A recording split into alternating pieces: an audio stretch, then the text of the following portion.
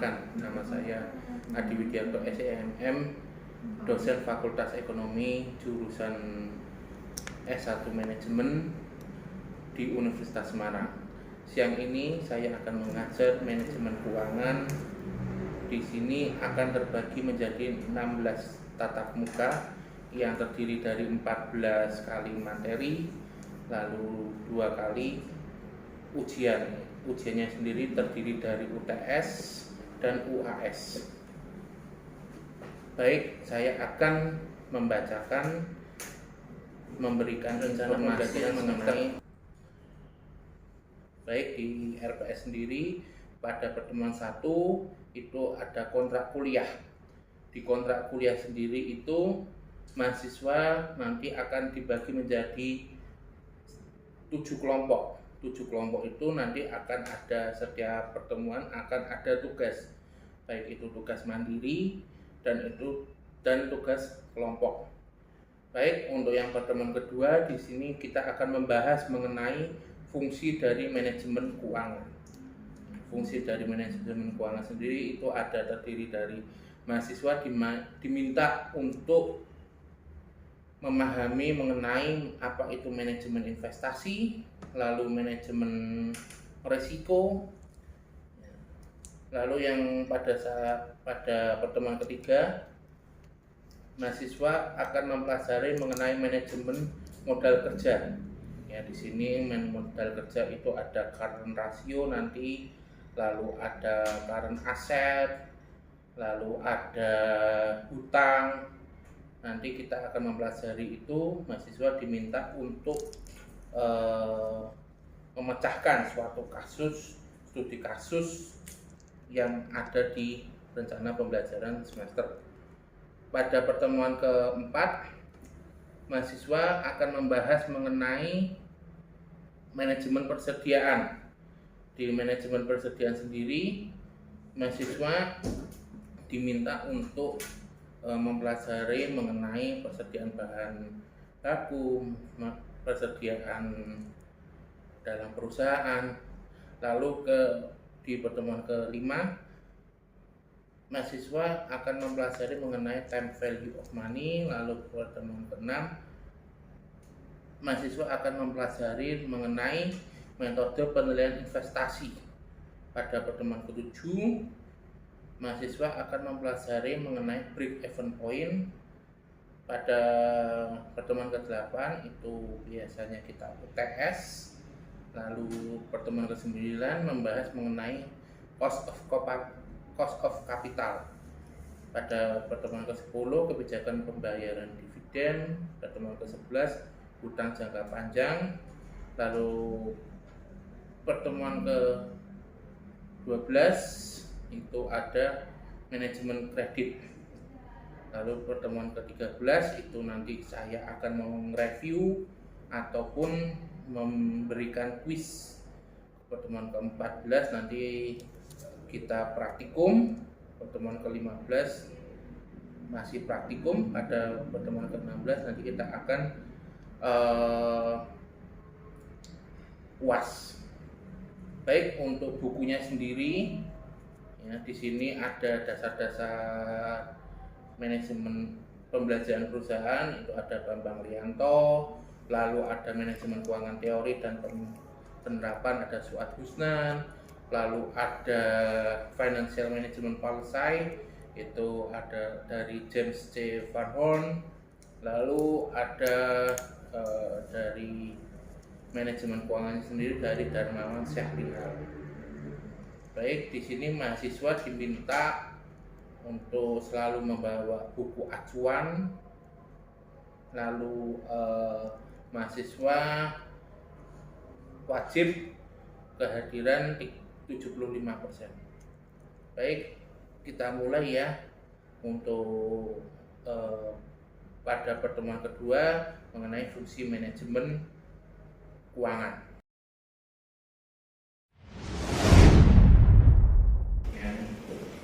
Mas itu jangka panjang apa pendek? Ada. Mas, alasannya apa? Kok bisa jangka panjang? selama Anda menabung emas, harga itu akan semakin lebih tinggi. Saya pernah membeli emas, di tahun 2000, misalkan 2017, itu harga emas besar, misalkan masih mungkin 1 gramnya itu 750, ya, 1 gram, ya. Nah, sedangkan di 2025 sekarang sudah menembus 1.890.000-an, ya, dan 95 kayaknya terakhir, ya, itu 1 gram, ya. Kalau Anda menjual ini, misalkan Anda mempunyai 5 gram, berarti keuntungan Anda ada sekitar berapa? 5 juta. Karena 1 gramnya kan 750. Ini keuntungannya. Ya, jadi investasi jangka panjang itu, ya, ada emas, lalu ada apa? Tanah. Ya. Nah, kalau investasi jangka pendek apa? Nah, coba tenang, pelan.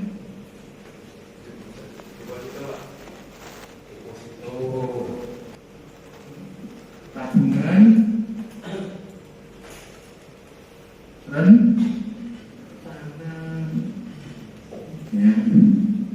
Deposito itu maksimal berapa tahun, Pak? Bukan minimal, maksimal itu 5 tahun.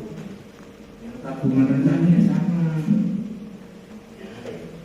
Kalau misalkan nih Anda mempunyai tabungan, ya, tabungan di ATM atau di, ya, bank, itu termasuk investasi jangka panjang atau pendek?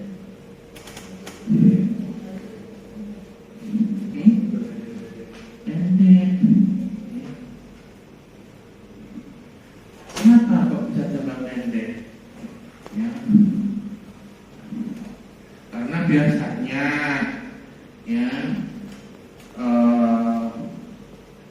apa namanya, untuk belanja, ya, belanja itu misalkan untuk keperluan sehari-hari, ya, keperluan sehari-hari seperti makan, bensin, lalu apa namanya, shopping ataupun apa, ya. Dan sedangkan investasi jangka panjang, ya, itu masuknya pasar apa? Apa jangka pendek?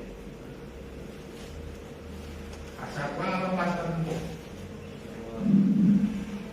Pasar uang atau pasar Uang.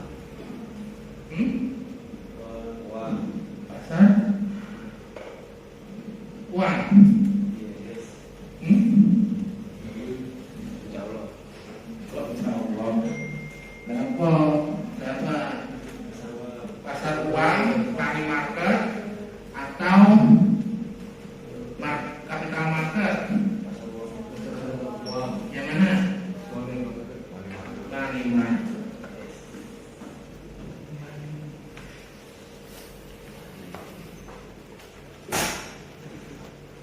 Jadi kalau investasi jangka panjang baru, ya, adalah pasar modal, obligasi, ya,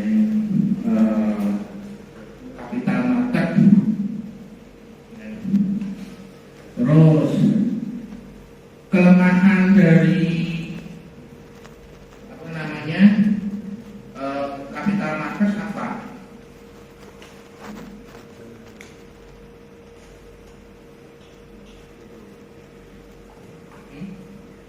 Kelemahan dari capital market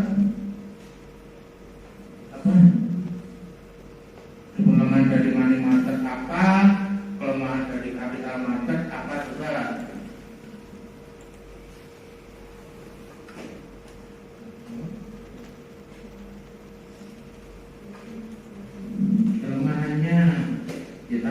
gampang habis ya, motor habis. Anda dikirimkan sangu oleh bapak ibu ya, satu hari misalkan ya 30.000, 30 sampai 50.000 ya, satu hari. Itu sudah termasuk bensin, lalu uang rokok ataupun apa, lalu uang buku, misalkan apa, fotokopi ya. Dari 50.000 itu ya, 50.000 per hari, Anda sehari bisa menginvestasikan berapa ya. Misalkan sehari Anda bisa menyimpan sekitar 20.000 ya. Jadi ini nanti bisa misalkan satu bulan 600.000 ya, ataupun 500 gitu, apa karena satu minggu libur 500.000 per bulan. Anda mengumpulkan selama misalkan 5 tahun ya, 600.000 itu Anda kumpulkan selama 5 tahun. Kok sudah mencapai tabungan sebanyak 10 juta lah. Uang itu 10 juta itu mau Anda apakan? Apakah membeli barang atau diinvestasikan ke jangka panjang? Kalau saya ya membeli emas. Tidak ada sejarah emas itu turun. Ya turun-turunnya paling hanya misalkan 2% ataupun berapa persen ya, karena sekarang pun harga emas mungkin sudah 2 juta ya. Nih, nah mungkin saya pengen nih obligasi, membeli saham obligasi. Nah, membeli saham obligasi itu ya juga kita tidak bisa seenaknya,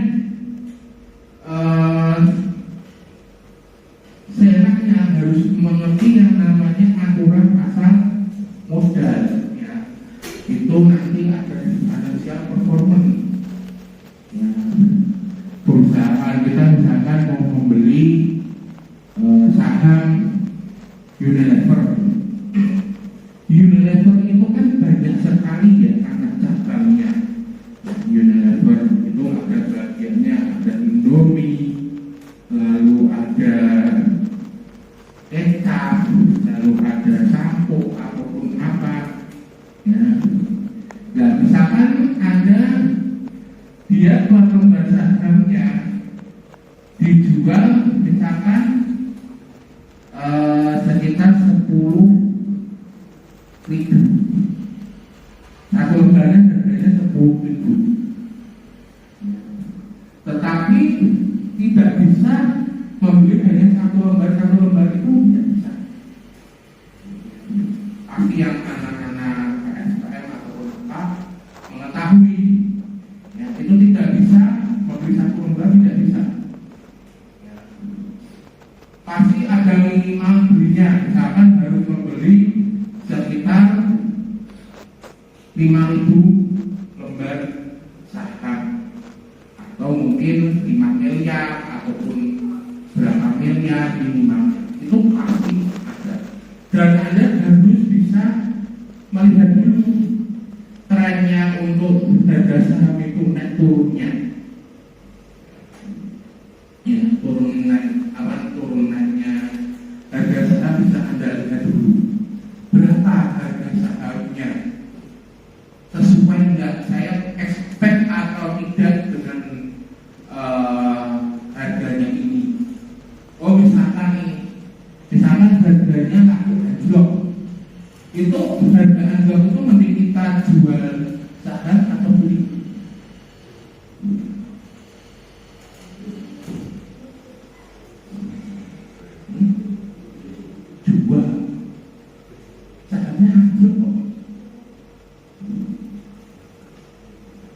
mau menjual atau membeli.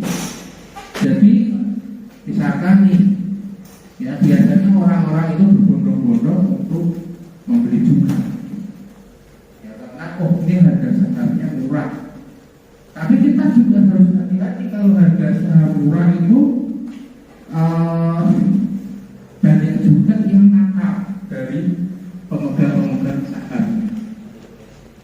Plan controlling, ya, organizing, ya, akuatif. Nah, kalau misalkan laporan keuangan itu direncanakan, kita untuk perencanaan dan pengawasan, ya, dengan menilai posisi keuangan kita itu, keuangan perusahaan itu posisinya di mana?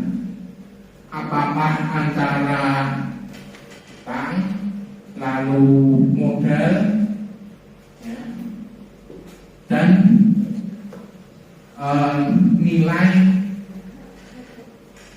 dari apa? Nilai dari apa? Utang, modal, kita harus menilainya apa? Mengontrolnya, dan nilai pasarnya.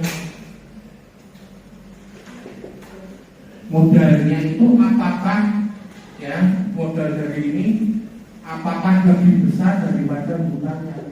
Jangan-jangan hutangnya itu lebih besar daripada modal.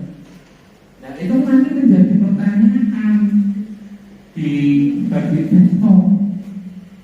Nah, ini hutangmu aja segini, modalmu cuma segini. Dan gimana caranya kamu bisa menutup hutangmu? Apalagi di financial performance itu ada yang namanya firm, ya, value, ya, atau nilai dari perusahaan.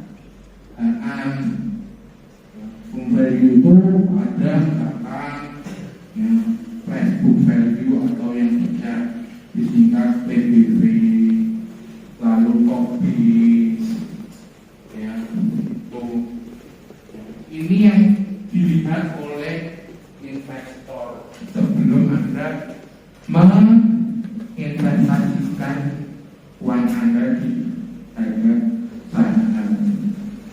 Nilai perusahaan itu harga sekarang dibagi harga pasar sekarang dibagi harga pasar yang akan lalu. Itu bagaimana pergerakannya? Apakah hutangnya itu lebih kecil daripada modal? Nah, itu nanti ada lagi misalkan return on asset atau ROA. Return on asset itu aset perusahaan, ya, aset perusahaan. Lalu ROE, ya, ekuitas, ya, kasnya perusahaan, ya. Lalu ROI, return on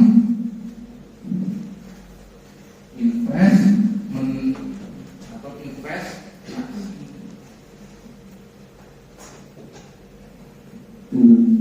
Jadi investor itu melihatnya di financial performance itu di sini, di kinerja keuangannya atau profitabilitas.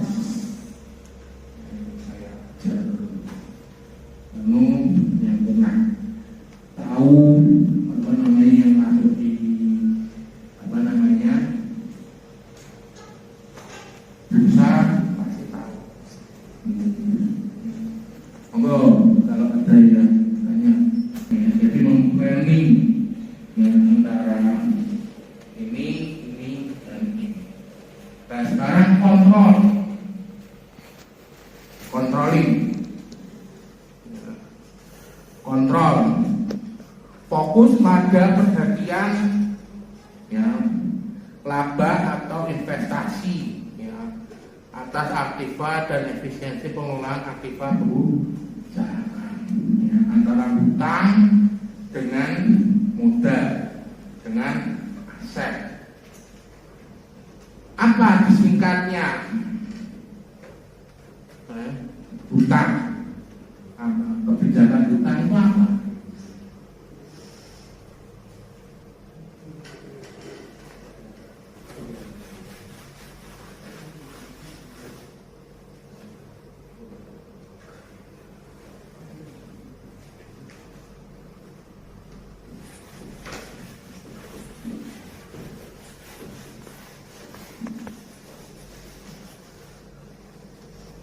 Kontrol.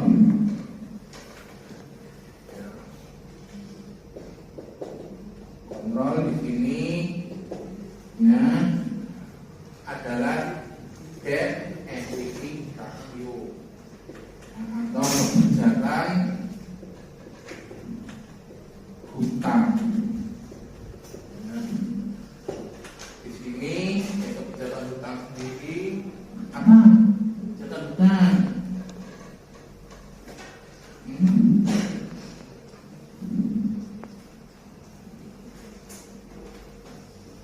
Total debt dibagi aset apa ekuitas.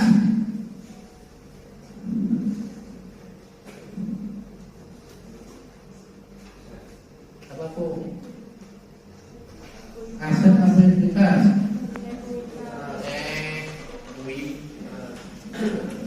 Kalau aset itu apa?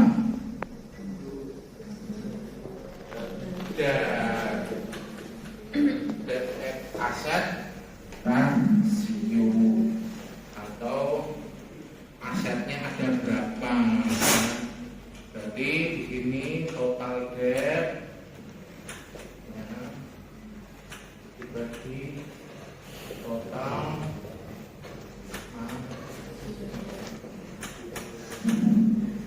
nanti pada saat skripsi ini pasti ada kalau yang mengambil manajemen keuangan ya. Monggo bertanya ya.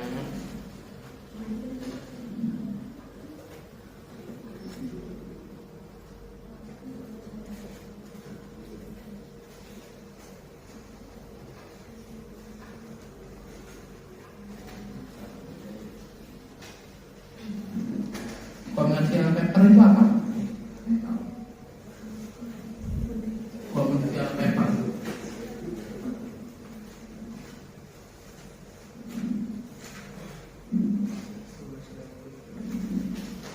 apa? Komersial paper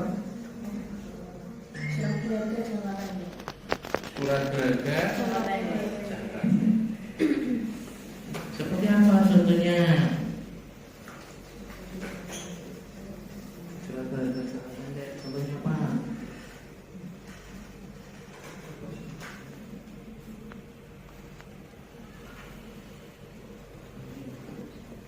Apa? Mbak Krista apa?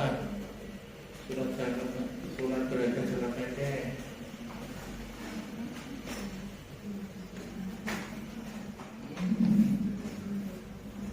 Apa Mas? Tetap lagi.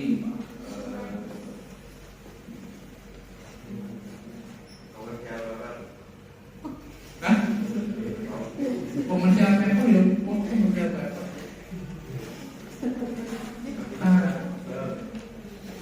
Sertifikat bank.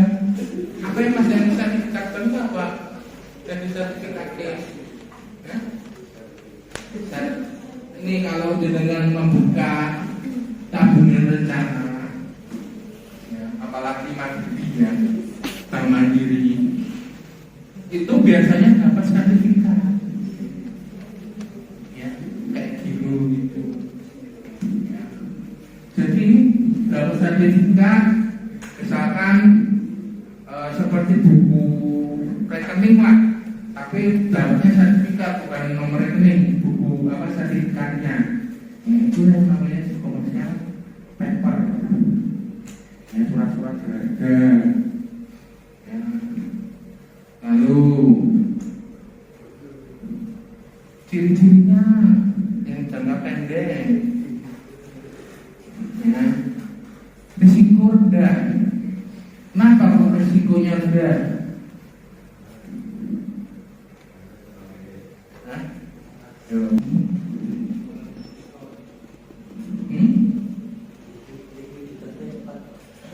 Likuiditasnya tempat likuiditas itu apa sih? Pengertian likuiditas? Pencairan dana. Nah, ini kan kita tidak membahas hutang. Pencairan dana. Seperti apa pencairan dana itu? Misalkan apa?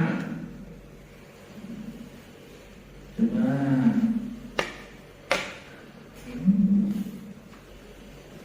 Ya. Likuiditasnya cepat. Ambil uang di ATM. Itu kan berarti dana cair. Dan itu. Lalu tingkat keuntungannya kompetitif ya. Misalkan ada promo kemarin tanggal 5 sampai 6 promo Fore. Tahu kopi Fore?